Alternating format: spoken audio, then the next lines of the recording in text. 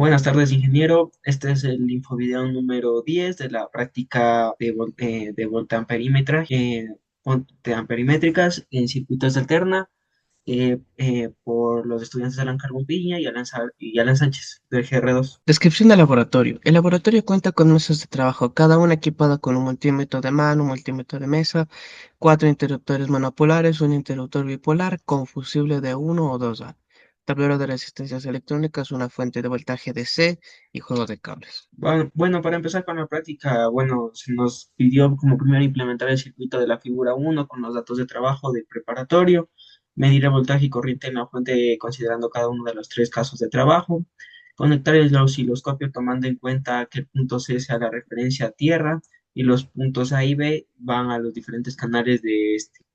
Tenga en cuenta que el nodo A y C es el voltaje total y el B y C es el voltaje sobre los resistores, la resistencia R2. Y como cuarto, manipular los interruptores para variar la carga acorde a como se indicó en el trabajo preparatorio y determinar el desfase entre las señales. Bueno, aquí se va tabular resultados en la práctica y se dibujó las formas de corriente obtenidas en el osciloscopio. Como tenemos aquí, tenemos en el circuito uno, en el circuito de resistencia, aquí nos sale una forma senoidal, aquí tenemos otra forma senoidal y aquí tenemos la tablita que dice channel A4, channel B y channel C, con sus diferentes voltajes y sus diferentes datos que nos da aquí en la figura. Y con relación y voltaje y corriente es una carga puramente resistiva. La corriente y voltaje están en fase. Esto significa que ambos alcanzan sus valores máximos y mínimos al mismo tiempo. Bueno, para el circuito 2, circuito L, eh, tenemos aquí también las diferentes mediciones que podemos estar viendo. Aquí la resistencia nos dio un valor RMS de 3,46, un valor pico de 4,90 voltios y una corriente de 44 megaamperios. Bueno, relación voltaje y corriente en una carga puramente inductiva, el voltaje se adelanta a la corriente, es decir, el voltaje alcanza su valor máximo máximo un cuarto del ciclo antes que la corriente. Como estamos viendo en las gráficas senoidales, podemos ver que el voltaje está adelantado a la corriente y se tiene un desfase de 79,920 grados y bueno, eso sería todo por el circuito 2. Pero aquí tenemos el circuito 3, el circuito RL. Aquí tenemos el voltaje RMS, que son las mismas de resistencia y de inductancia, y RL en 3,46 voltios. El voltaje pico, en este caso es de 4,90 voltios, los mismos valores de RL y RL.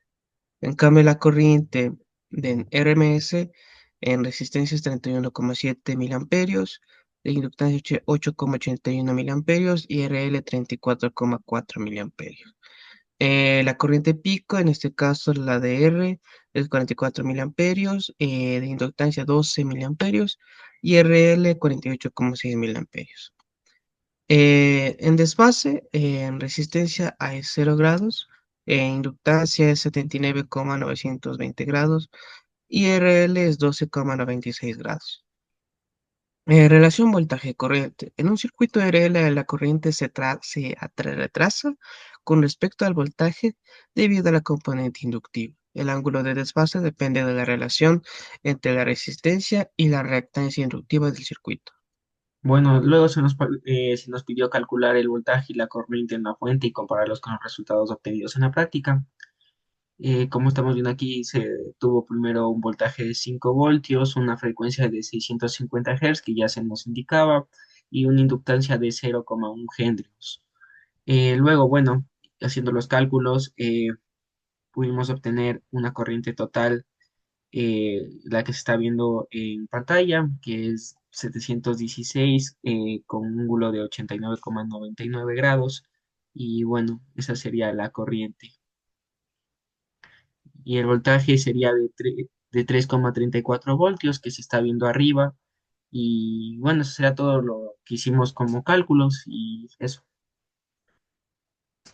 Bueno, aquí se está escribiendo la ecuación matemática, en este caso de la impedancia del resistor en ZR igual a R, donde R es la resistencia en ohmios. La corriente en este caso es I sobre el voltaje sobre resistencia R, que es igual al voltaje sub O, sub cero, el seno del ángulo del velocidad angular por tiempo sobre R.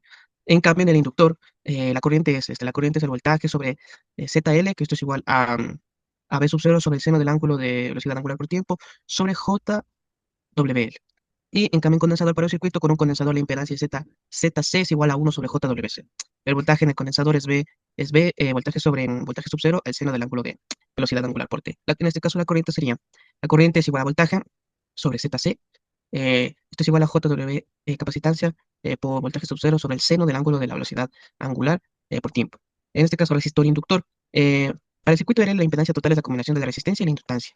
ZRL es igual a la resistencia más J velocidad angular por inductancia. La magnitud de la impedancia en este caso es el valor absoluto de ZRL, esto es igual a la raíz de la resistencia al cuadrado más la velocidad angular por la inductancia al cuadrado. Y la corriente en este caso la corriente es igual a la velocidad sub cero por el seno del ángulo de la velocidad angular por el tiempo sobre el valor absoluto de ZRL. Y el ángulo de desfase de la corriente respecto al voltaje está dado por el desfase es igual a menos al arco tangente, o también se le puede decir tangente a menos uno, entre paréntesis, la velocidad angular por inductancia sobre resistencia.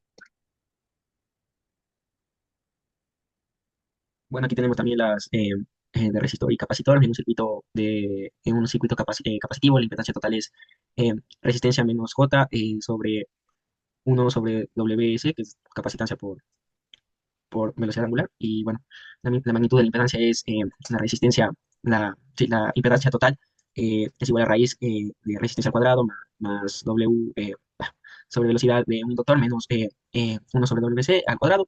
Y bueno, la corriente es voltaje sub cero sobre por el seno de WT sobre la impedancia total, en este caso de la capacitancia, y el desfase de la corriente respecto al voltaje es igual a tangente menos uno sobre menos uno sobre WRC, que es la resistencia por la capacitancia, por la velocidad angular. Y bueno, el resistor, inductor y capacitor para un circuito RLC, un circuito inductivo y capacitivo, la impedancia total es la combinación de la resistencia RR, inductancia L y capacitancia C, eh, que es la impedancia total es igual a R más J por WL menos uno sobre WC. Y la magnitud de la impedancia es igual a impedancia total es igual a raíz de la resistencia al cuadrado más WL menos uno sobre WC al cuadrado. La corriente es igual a voltaje sub cero por seno por WT sobre la impedancia total de RLC, y el desfase de la corriente respecto al voltaje es tangente menos uno por WL menos 1 sobre WC y sí, sobre la resistencia. Bueno, con conclusiones, la importancia de la impedancia en circuitos de la alterna. En los circuitos de corriente alterna, la impedancia juega un papel fundamental en la relación entre voltajes y corriente, a diferencia de los circuitos de corriente continua, donde solo existe la resistencia. En los circuitos de alterna, la impedancia es una combinación de resistencia, inductancia y capacitancia, lo que provoca el espacio entre el voltaje y la corriente. Los resultados obtenidos en la práctica de laboratorio muestran cómo la señal de voltaje y corriente no están generalmente en fase en circuitos de corriente alterna, dependiendo de la carga del circuito, resistiva, inductiva, capacitiva o combinada. El desfase puede ser positivo o negativo.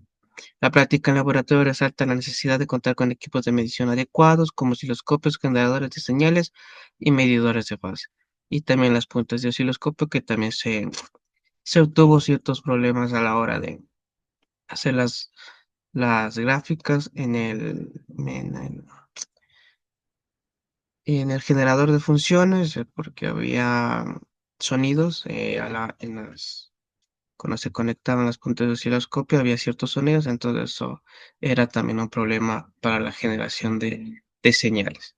Eso. Bueno, como recomendaciones, reforzar el conocimiento de la impedancia en diferentes tipos de circuitos. Es recomendable que los estudiantes profundicen en la comprensión de cómo la impedancia total en un circuito, ya sea resistivo, inductivo, capacitivo o combinado, influye en el comportamiento de la corriente y el voltaje. Calibración y uso correcto de equipos de medición. Se recomienda que en futuras prácticas se preste especial atención a la calibración de los equipos de medición, como osciloscopios, medidores de impedancia Un equipo mal calibrado o mal utilizado puede inducir errores en la medición de las señales de voltaje y corriente. Experimentar con frecuencias variadas para obtener una visión más completa de las relaciones amperimétricas. Se sugiere realizar prácticas a diferentes frecuencias de operación, dado que la impedancia y los desfases dependen de la frecuencia de la señal alterna. Trabajar con señales de distintas frecuencias permite observar cómo varía el comportamiento del circuito y cómo se modifican las corrientes y el voltaje. Bueno, eso sería todo por la práctica de hoy. Muchas gracias.